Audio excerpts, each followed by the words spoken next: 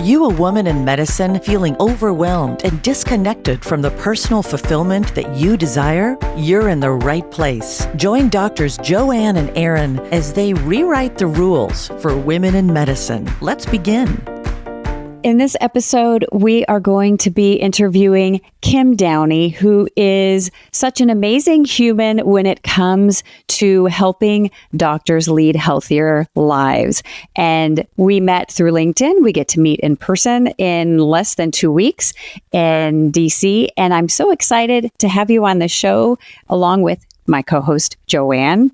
And I just want to get right to the topic and ask you, Kim, what do you think you are the most expert at? Well, first, thank you, Aaron and Joanne, for having me. I really appreciate the opportunity. And my tagline has become that I'm a fierce advocate for physician well-being. In my prior life, I was a pediatric physical therapist. That's amazing. And I would love to hear more because I know about your fierce advocacy. Joanne is starting to learn more about that. What does that look like? Well, it's actually a work in progress. So the most briefest way to share my story is I had cancer 3 times recently. One of my amazing doctors took his life, and I felt a calling to support doctors. And I wanted to help my own doctors. And in reaching out to my local healthcare system for an extended period of time, I was not successful. I ended up on LinkedIn and started to have conversations with doctors.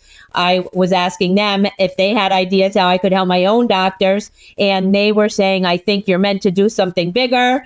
And I didn't want to hear that. I'm like, I just want to help my own doctors. But in the meantime, I ended up finding ways to help and support them. And then I started talking to more doctors, and then I would say, oh, I think, there's a doctor you would want to know. And then they started connecting with each other. And we've kind of built like a LinkedIn family. And we're actually going to meet at a rooftop bar in New York City in May. And I'm planning an epic physician gathering in the fall of 2026. So those are just a couple things that I'm doing.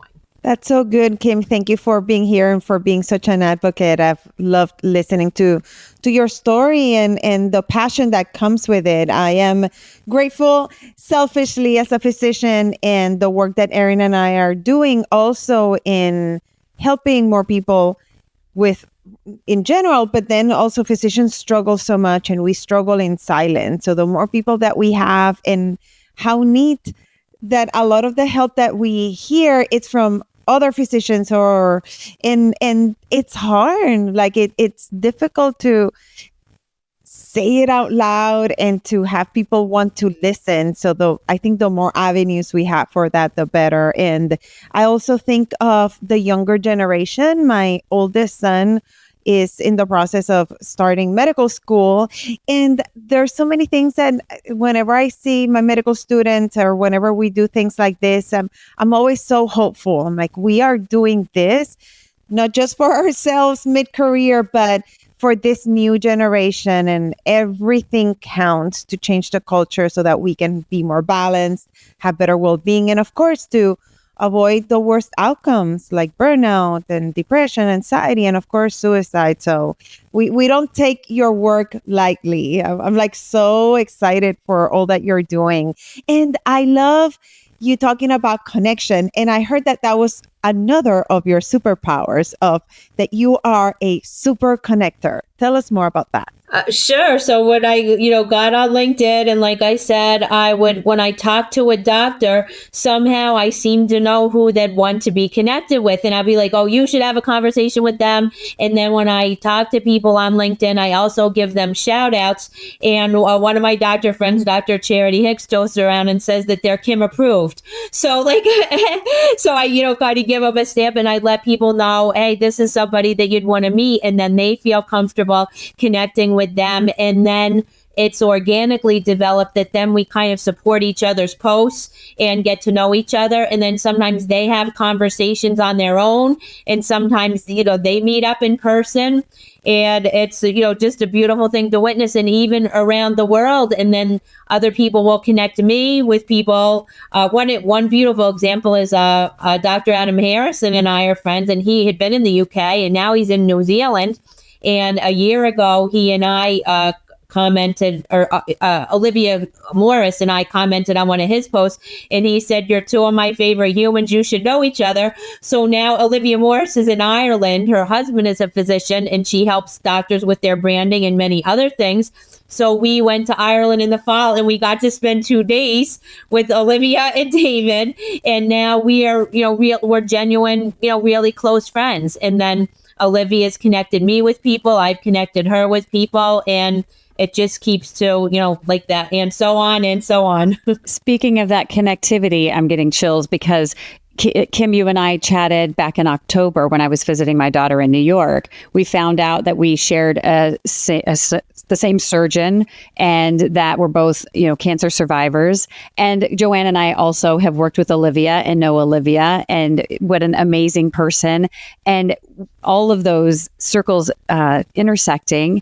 And most recently, if our listener has listened to the episode about Cards to Warriors with Dawn Veselka, we'll put the link in the show notes to that episode, when Kim invited me to join her on her podcast, which we'll talk about in a future episode.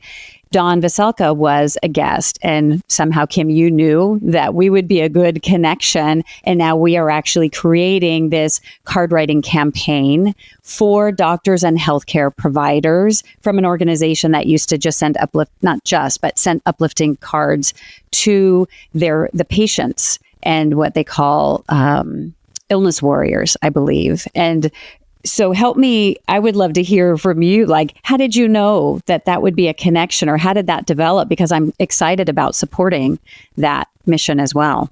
Well, sometimes it ends up being like the two people I talk to in a row, and that seems to be random, but it's however they're booked in my calendar. Lots of times, like, they're meant to be together, and lots of times it's two doctors, because I mostly interview doctors. Sometimes it's a doctor and someone who's not a doctor, and sometimes neither person, is a doctor. But there was just something about, your advocacy, Erin, and the way you want to support physicians. And then when I spoke with Dawn, I just thought that, the two of you would like to know each other. And then, we've really hit it off. And just the things, that's just one example of ripples and ripples of change. Because from that one conversation, I don't know if you want to share in this episode, but just the things that you're doing for Doctors Day, and that now Dawn even made a whole card, to celebrate doctors for Doctors Day. And then I had simultaneously began a work group, Patient Empathy for Physician Wellbeing.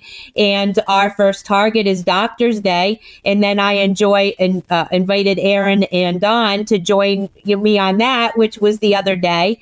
And it's just the ripples are going to turn into waves and then a tsunami. And we're all going to make positive changes together. I love hearing that. I love ripples will turn into waves and then a tsunami. How beautiful. And that's what I see. And sometimes we get discouraged when we're trying and we don't see movement, or we're trying to, I know I tried a lot of things in the institution I work at, and at some point it's hard. Like, you just want to say, like, they're saying no to everything. You hit walls. And it's so important to remind ourselves, everything that we do matters. Every seed that we plant matters. We might not see it sprouting, but we need to take care of it. And then eventually it does. And then, like you said, the ripple. So I'm right. Like, Erin and I are here to keep them that forward momentum. And I appreciate, again, all that you're all doing. And can I shout out, because we've been talking about ripples and ripples of change. And so Kim and I don't know him well, but Dr. Todd Otten wrote a book called Ripples of Change. And one of the things I love is it's with him and a patient, and about the patient's perspective and the doctor's perspective. And I have been listening to it over the last several weeks. It's a beautiful book. And I talk about, like, we're not robots. Doctors are not robots. We're human beings. And with the way medicine is churning through, 10-minute appointments, 15-minute appointments, I feel like they're dehumanizing the patient as well. And so I love that, bringing the patient and doctor back together, because I think most of us went into medicine wanting to make that human connection. And So I have just been so appreciative that I think you, Kim, have helped me get to know Todd a little bit better. I actually said something on one of his LinkedIn posts, and he sent me the physical copy of his book because I had it on Audible. And then that also gave me the impetus to create this local event because I'm on my medical society board. I'll be the next incoming president. And because Dawn's organization, Cards to Warriors, celebrated the patient, brought joy to them, and now they want to share it with the caregiving team, I'm creating this event on March 20th in Salem, Oregon, sponsored by the Marion-Polk County Medical Society. That is actually a community event. So we will be inviting the healthcare providers and the community, and we will provide the cards, some refreshments, and we're going to see each other as people and be able to connect and be able to write cards to each other as healthcare providers or even to our patients if we want. And I'm just so excited about the momentum that that's building. And that started because of you. Oh, well, thank you. I love to hear that so much. And Todd was one of my first LinkedIn connections around 2 years ago, June. And then he had him and Joshua had a podcast themselves, Ripples of Change. And I was the first guest on theirs. So that he was the first guest on mine. Joshua wasn't available. And that's what you said. It's all about the human connection and the physician-patient relationship. So that's why it was so beautiful that Todd and Joshua wrote that book together. And then Medicine Forward, our goal is to restore the physician-patient relationship. And that's also what I love about this work group that I formed for, patient empathy for physician well-being, is that it is a group of doctors, healthcare leaders, and patients. And that's exactly what we need to do, is all work together. The physicians feel siloed, and we just need to all, not to get into this in this episode, but I'm learning a lot about trauma-informed leadership and trauma.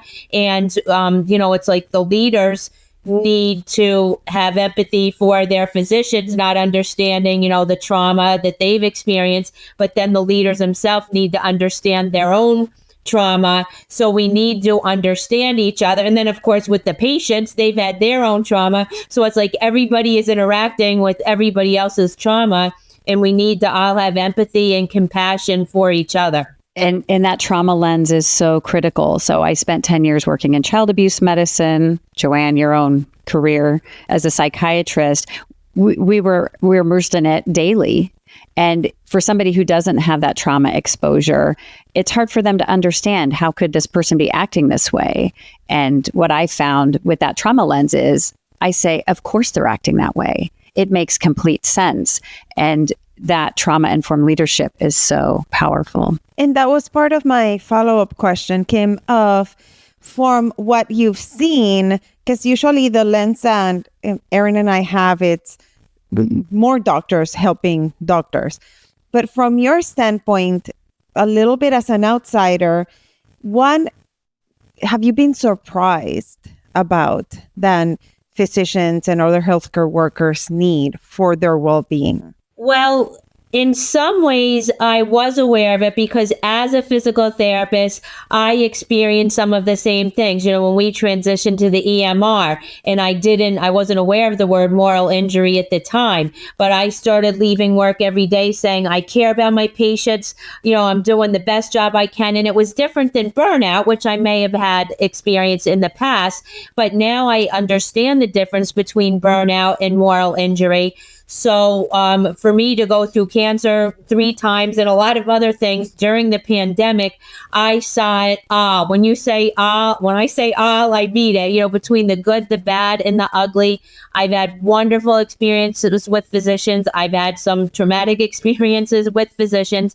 In no case did it seem intentional, and I think to myself, now knowing what I know, maybe they were hanging on by a thread. So I wish them all well, and I'm trying to focus on making a positive difference.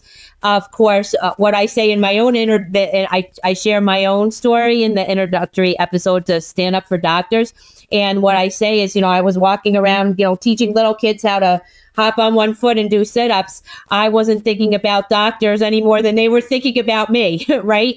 And now that I know all of the things, I feel like the things that the public isn't aware of and that I wasn't thinking about is even medical school and the trauma and just the expectations of medical school and how doctors start having to compete with each other then for the entry to the best. It might be when they're a teenager, right? They might not go out for a sport because they want to do all these extracurriculars to get into the best college and then the best, medical school. And then they're competing for the prime, residency spot and then attending.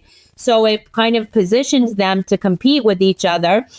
And then just the expectations in residency to ignore your own basic human needs of sleep and food and even suppressing like going to the bathroom. So then once they're in attending, they don't remember or realize, okay, I don't have to do that anymore, And it becomes, I don't know, it almost feels like a cult to me. And that's why the culture of medicine has to change. Well said. Thank you for that. And I think many of us forget, right? I practiced medicine for 25 years and I feel like I had a good medical experience because I was well supported. I had a good community. I've talked to other people who had severe trauma going back and felt totally caught off guard, even though they had medical people in their family that nobody warned them. And so I think that's something, the experience, most people don't think. They think, oh, I want to go in and I want to help people. And then they start having the same level of depression, I think within 6 months of starting medical school as healthcare providers. And correct me if I'm wrong, Joanne, but it doesn't take long once you enter medical school to start having the mental health impact of being a healthcare provider. And yet that's part of our history. And, so any doctor going through all of that, of course, we have that trauma exposure. Thanks for reminding us about that and pointing that out about sometimes we're hanging by a thread and oftentimes suppressing our own needs, our own basic needs, for patient care. And Erin, one thing, I don't know if there's been studies done, is I've talked to a couple other pediatricians who also had good experiences. And also I have a friend whose son is in residency, and she was wondering if some of it is, so your seniors, your senior residents and attendings are also pediatricians. And, pediatricians are really nice people that want to help little children. And I wonder if there's a different, even by specialty, like if the gaslighting and those issues is less common, not that it would be non-existent, within pediatrician groups than, say, surgeons, where I've spoken with multiple surgeons who really had horrific residency experiences. Absolutely. But I'm talking about even going to medical school. I remember interviewing a fellow physician, and their medical school and how they learned things was traumatizing. And, we had the hazing, and they were, asking you questions, trying to make you look stupid in front of the other students. And I still remember an incident from it was my third year medical school, and how that stood out all these years later. But everybody goes through medical school, and I feel like my medical school had a more supportive environment, and I need to call them. I want to find out like what kind of wellness support. It sounds like they've got some good wellness support, different than when I was there, but I'm surprised at how traumatizing medical school can still be, when I feel like we should have a much more enlightened leadership in our schooling. There are so many important things that we just touched on this episode that I will definitely come back to. The importance of course, of our well-being. Overall, as humans, I love using the word we are human, and we need to have that compassion and kindness and the ripple effect that we can all create when we're doing our part, and then also, of course, when we're doing it together. And I love your passion for connection. I have my very own super connector here, Erin. Erin also has that power. It's a beautiful, and we talk about the connections that we've had through Erin, and like all the beautiful tree that it's created. So I love that you're part of that now, and that you and I are connected now, Kim, and that you're now with our audience will get to know you. So how beautiful. And I love you bringing up, let's put all the important people in the room, the doctors, other healthcare leaders, and patients, because it's when we just solve from one standpoint, it's good, but it doesn't always involve the whole picture, and of course the importance of taking care of ourselves. And there's things that we learn, like maybe you need to not eat for several hours because you're in an emergency surgery. And yes, it'd be nice to not have to go to the bathroom, but we don't learn how to reconnect with what we need and literally our physiology. And thank you for saying that out loud in your experience, your broad experience as your clinical work as a physical therapist, and then also as a patient, and then now as an advocate. What a treat to have you here. Well, thank you very much. I really appreciate both of you and what you're doing. So thanks a lot. And we have a surprise because we have a part 2 because we decided there's too much goodness. So stay tuned because their next episode is coming right up. Do you want exclusive resources and the opportunity to connect with us? Then visit createmeaninginmedicine.com now, where you'll dive deeper into how you can create meaning in medicine. And if you're serious about optimizing your results, take 2 quick steps now. Connect with us on the website and tune in to the next episode.